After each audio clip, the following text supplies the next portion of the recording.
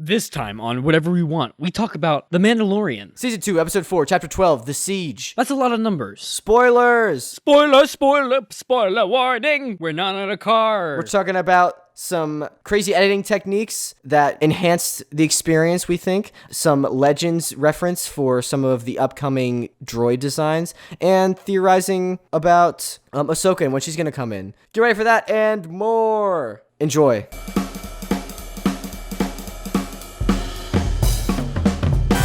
Banter.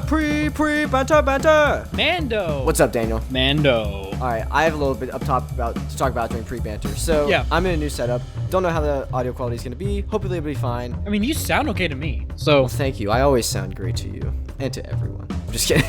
No, I lugged my computer home for this week break, so you better appreciate this. Smash that rating, all that jazz. Follow the social media. give us a review, follow us, everything. Yeah, share with a friend for my dedication, because I love you, all the audience, everyone.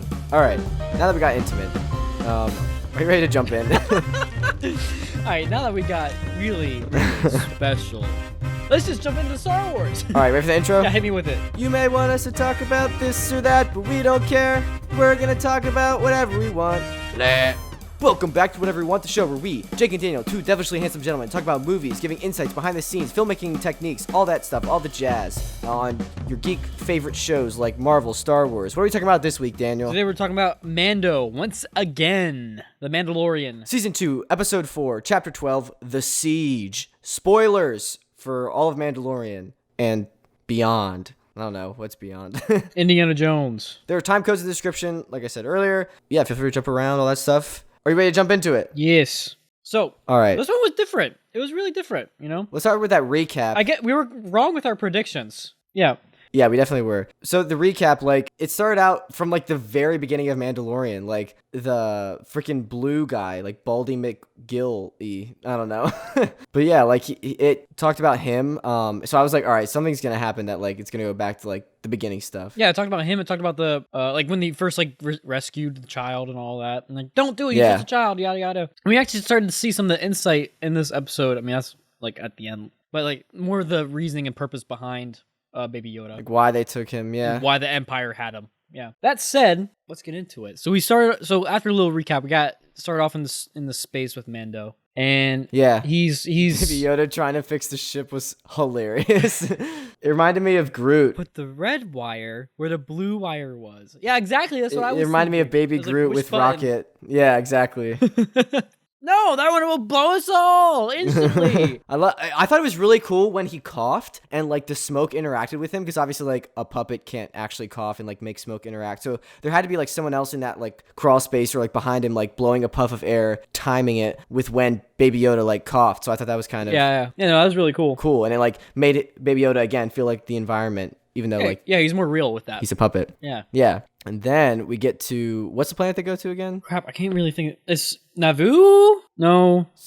It's the planet that he ended season 1 on, pretty much. Yeah, it's where like that dormant volcanic planet. Apollo, Carl Weathers is, and the lady. And we see the lady down in that underground base where the armorer was for the Mandalorian. And she Where the Mandalorian used to be. Yeah. beats the heck out of these butt-face guys. I really love these. I love these new like fight scenes in this season. I mean, oh my god, it would be so easy for them to just start like shooting everybody, right? Yeah. They're really getting intimate. Just how you start off this episode, but like with how they're handling their fights, right? Yeah. For a lot of it, they're starting off literally like going back and forth with different guys, not instantly going for the blaster. Maybe you like at that one point where she literally used the one guy as like a meat shield, you know, Yeah.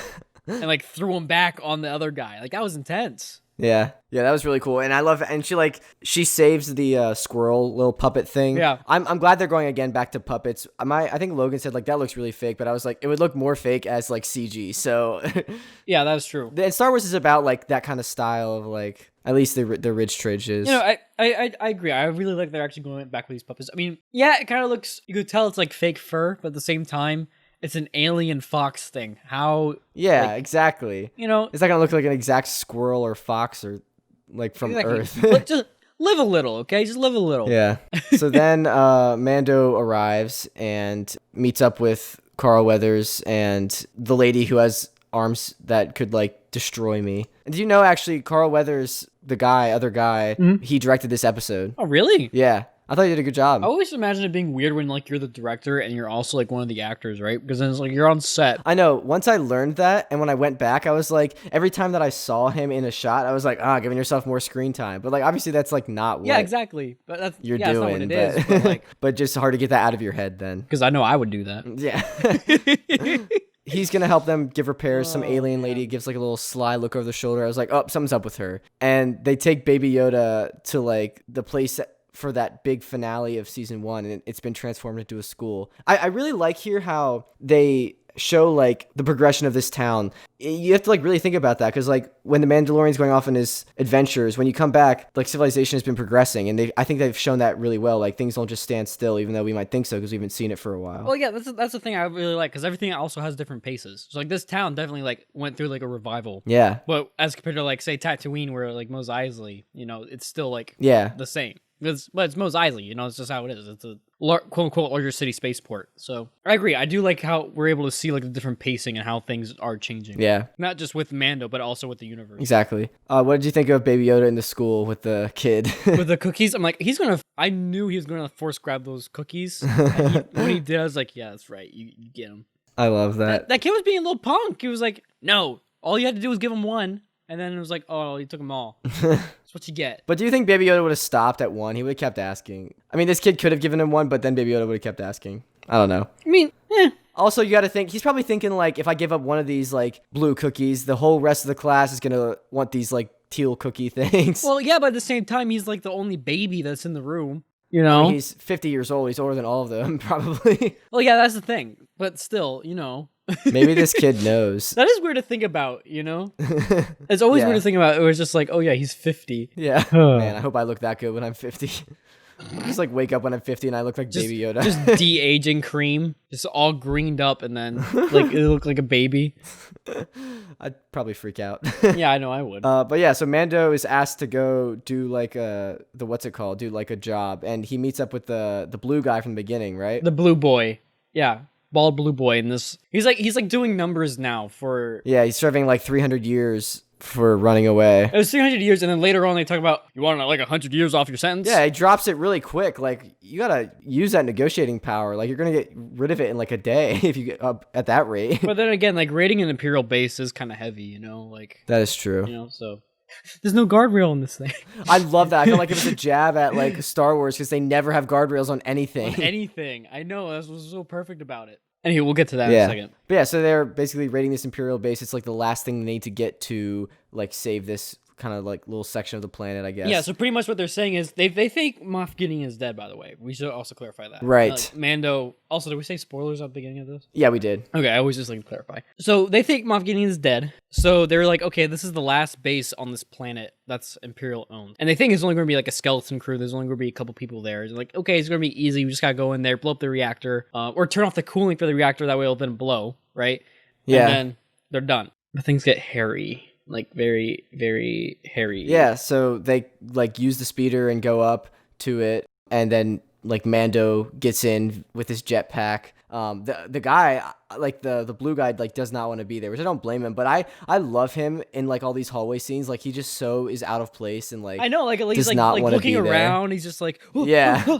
Which I think he plays it like really well. Yeah, no, he definitely does. I love how everyone else is like just super serious, like full on murder mode. Yeah. And then there's just him, just like, what am I doing here?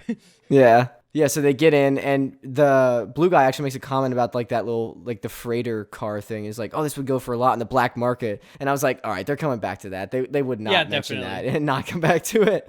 Yeah. Yeah, and so they infiltrate the base. They, like you said, we're like pretty much here where the guy turns off the coolant thing, because they're on like a lava, like they're on a volcano pretty much, like the planet. It has like lava tides, they say. Yeah, it's pretty much like a dormant volcano. Yeah, was it geothermal energy, but it's like to the max. Right. Yeah, it was cool to see this setup, like how they had to like get through the tunnels, and they're like, okay, don't go this way. There's troopers down that way, and they're like, we thought this was just going to be only a couple troopers, So they're starting to get an idea that there's something more to this. Yeah. But then when they go turn off the reactor, and then that's when they make the joke about the no guardrails. The guardrails. Yeah. And then they get into that room where there's like two people. They're like trying to erase the files. Yeah. And this opens a room for a lot of theories, like with the cloning chamber things. It looks like the blue tubes. Yep. I personally think that they're trying to figure out how to clone Palpatine or Snoke. I'm leaning towards Palpatine, and that's like why they need Baby Yoda. Because at one point they even say in that hologram message that they play that was like 3 days old to Moff Gideon, he says, this is the only blood sample with high M count, which I think Midichlorians. They're referring to midichlorian count. Yeah, that's what I was thinking too. Which they don't want to say midichlorian because prequel memers will freak out, be like, the midichlorians that ruined Star Wars. But I think that's what they're referring to. Yeah, no, I agreed. I definitely agree with that. So, which makes sense, like you want to have a species where you're able to pull from something that has high connection to the Force to then be able to have your because it's not with Palpatine. It's not just cloning. It's literally what was it, like a dark Force side and the Force ability, like soul transfer thing. So that's so do you think it's for Palpatine or Snoke? I'm leaning towards Palpatine. Well, technically they're the same entity. I mean, yeah, but so I'm thinking Palpatine. Here's how I think this would technically go, right? And maybe Palpatine uses this method to make Snoke. Exactly. Once they've perfected it. Yeah. Okay, that's kind of cool. You only get a quick look at the things inside, but it kind of does resemble either Palpatine or Snoke. I don't know. They're both old and wrinkly creatures inside there. But that hologram is also how they find out that Moff Gideon's alive. Still alive. Yeah. Yeah. Because like you said, they're like, oh, this is only 3 days old, which means, So. And that's true. I actually thinking back to the last episode when Bo-Katan was like, he has something I need. She very specifically like never said Gideon's name. So Mando would not know that like Gideon was alive from that. That was probably very intentional writing. Yeah, definitely. So that this could be the reveal. But yeah, so then Mando's like, I gotta go get the child. And at this point, like we don't see Mando till pretty much like the end. After he like flies away, which is really interesting. Like that's another thing I was thinking like about Carl Weathers. Like he kept it with him, which could have been a writing thing. Like I don't know. I think either Dave Filoni or some. I don't know who wrote this one, but after like Mando flies away and like shoots a couple guys, like you don't see him until he comes in with the Razor Crest at the end, which I thought was really interesting. Yeah. No, I agree. I thought that was because again, like Mando's our main, and we are following him throughout. Yeah. But at the same time, I feel like there's dual purpose in this. Okay, one, he's not where the action is. He's going to go pick up a baby and then bring back a ship. What if we're just intercut with like this epic battle and then like just elevator music of him just flying, him just picking up a baby from school. Yeah. That'd be pretty funny. But no, the second thing behind it is, we are following Mando the entire time. And, sometimes it's good just to get a break. And again, like how we were saying, how we've seen like this world develop more. Yeah. It's also good to see like how other characters are skilled and able to hold their own, That's true. Because like Carl Weathers' character, he was kind of like a bad guy almost like last season up until right at the end. And I actually really liked when like at the very beginning, I forgot to mention how like him and the Marshal, the girl and Mando all came together and they're like friends now because they've had this experience. That also is like an arc that is carried over from the end of the first season. Yeah. So it's just good to see. I honestly really liked it. It was a good break up a pace. Yeah, I didn't mind it too much. I just noticed, I was like, wow, we haven't seen Mando in like a long time. Yeah. And like he's the name of the show. Yeah. And then I think there actually is a third point there, which is again like at the end there when he does come in. It's like an epic moment. Yeah, exactly. Like you gotta have that epic moment, So. Yeah. And also, let me tell you, Jake, I told you I was playing Star Wars Squadrons, okay? I called out his maneuvers before he even did them. I'm like, okay. Are you serious? Yes. I'm like, he's gonna follow this guy. He's gonna go straight up. Then he's going to do a hard break, do a reversal, spin, get the other guy. And he literally did it. Dude, that hard break was so clean. I know. Oh, I loved that. That's literally what I would have done. And like the music was cut out and then, yeah. But sorry, we're not there yet. So we're at the part where like they're running through the base. Apparently in one shot, you can see like a member of the production crew like in the background. Yeah, I showed you that. I was like, yeah, hey, what is this going on here? I never noticed watching it, but I just thought that was funny. And it's crazy that even in like these big budget movies, like stuff like that happens. The way he's seen, he's in like a very small hole. Like there's the main character, right? And it was who was it that was on top of him? It was the girl and was it Blue Boy or was it? I don't know, but like they're like walking down the hallway and there's like only like a second where you're able to kind of see him. Because he like clips them, but like it's pretty funny. Hey, he's better than a Starbucks cup. Okay, it's better than a Starbucks cup. Yeah, it's true. I think it's interesting that there's like a blaster VFX shot over top of the crew guy. So like I don't know how they missed that. Like you're painting a blaster. Yeah, you would have thought that they would just like wiped them out. Yeah, I don't know. But yeah, so they make it outside eventually, and I really like that, like, when the guy, like, bobs up and down, like the blue guy. It reminded me of Tony Stark in like when he's looking over the crate in Iron Man 3, like when he's bobbing up and down, he's like, "What'd you see? Too fast." And then this blue guy like bobs up and down like 3 times before he starts shooting. Yeah, he's just trying to get a look. Yeah. And I actually think, just based on how that was edited, I think it was an editing decision. I don't think it was in the original script that he bobbed up and down like 3 times. I think in the original, like the way they shot it, I think he bobs up, looks, goes down, and then bobs back up and starts shooting. But the way they cut it, like he bobs up, bobs down, then they cut to a different angle. He bobs up again, bobs down, and bobs up and starts shooting. So I think they just overlapped that. So they filmed it from different angles. They filmed one angle of him bobbing up and down, and then they cut it before he bobs up and starts shooting, and then they just cut to a different angle and reverse like a couple seconds, and so he bobs up and down again, just like make it more like funny. And it did, and it fits with his character as being like this bumbling guy who's not really in the situation. I think that's what they did. I know like that would make perfect sense. I mean, I know stuff like that's done all the time. I mean, I know there are some I'm assuming they're using like a multi-camera setup when they're filming this, right? It depends if they're using like the virtual production, because they need one camera to be hooked up to the thing, to the Unity engine in the background. Yeah. Well, I feel like this was more of a set because it was in like that hangar. You know. You'd think. I mean, I don't know. I really don't know. But yeah, I just thought that was. I think that's an editing thing, and like I don't think people with like an untrained eye. Not that I have a trained eye or anything, but I've more of a trained eye than most viewers. I think. Yeah. So I think that because it cut right as soon as he went down, and then he did up and down again. So I think that was an editing thing, which I thought was pretty good. Even if it wasn't, it's still a really cool moment. Yeah. Haha, look at this blue guy be dumb. Haha. Then they get in that freighter thing and just like yeet off the edge. Yeah, I was like, no, they're guy's not. I thought they were going to do it first, and then they're like, oh, no, they're going to go down that doorway. And then the door's shut. And I'm like, okay, so no, they are going to do it that way.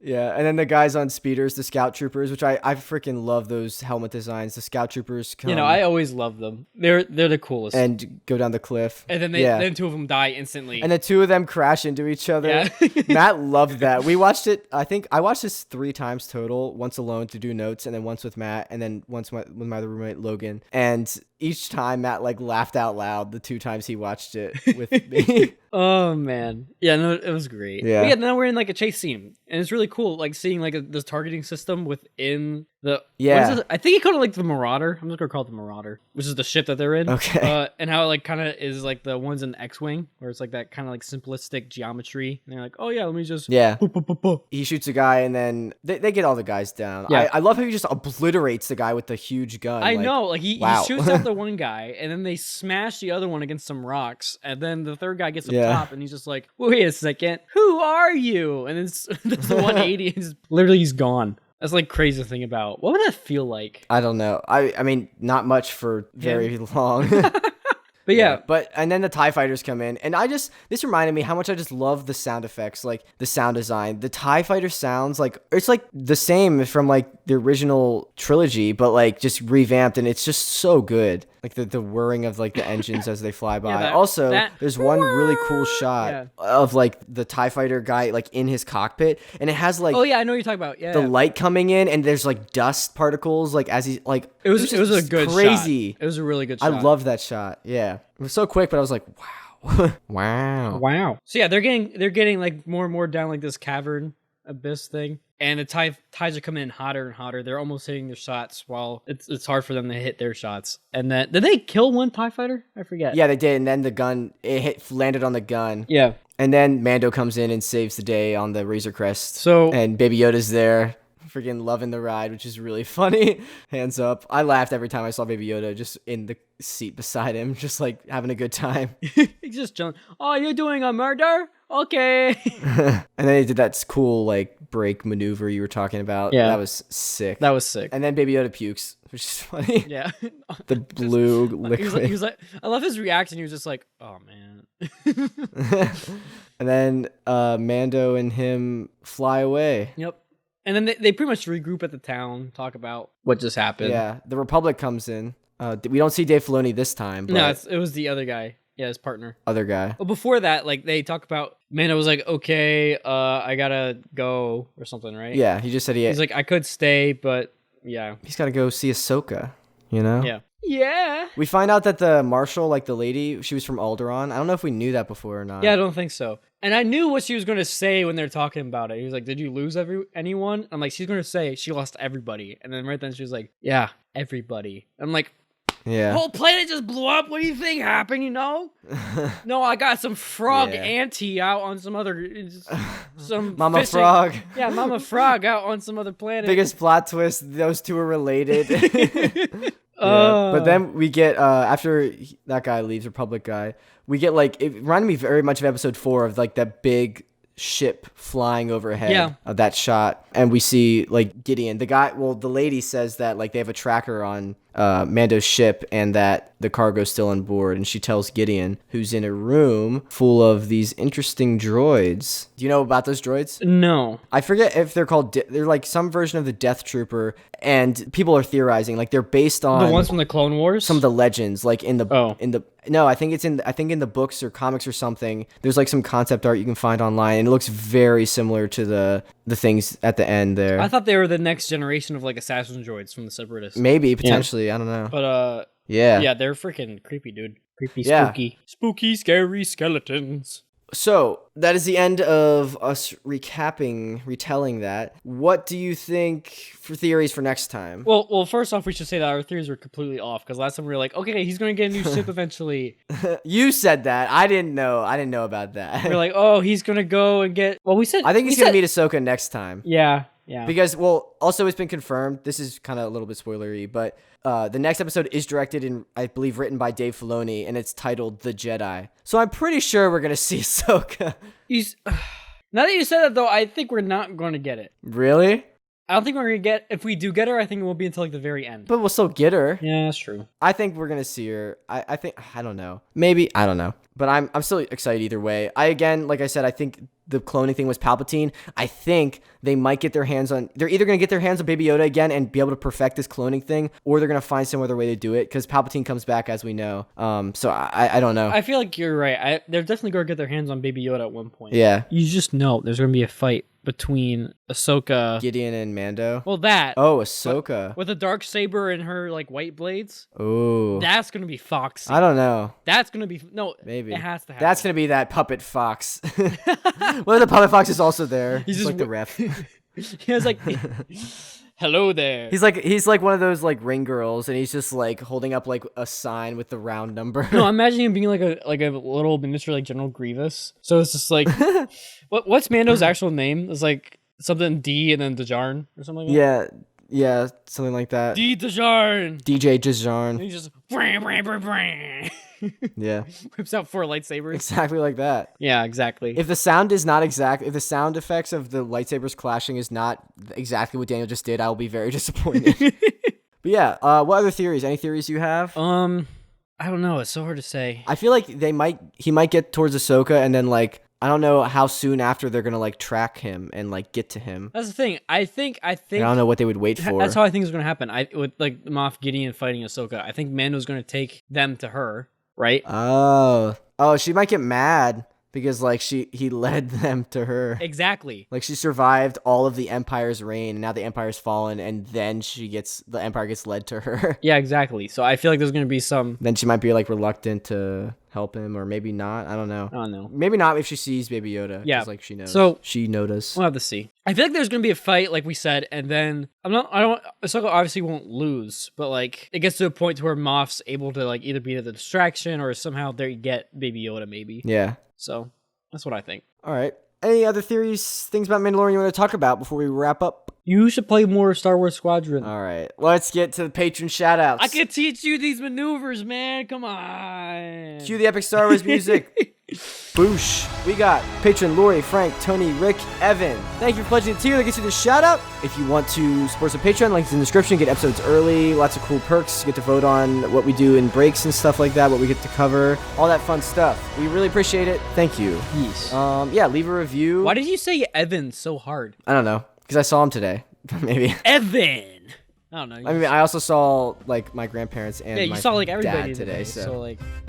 Oh, well. Anywho. Well, anyways, yeah. Thank you, everyone. Really appreciate it. Get ready for some big things in Mandalorian. Make sure you subscribe. All that jazz. Daniel, take us home. We just talked about whatever we wanted to talk about, and now we're done.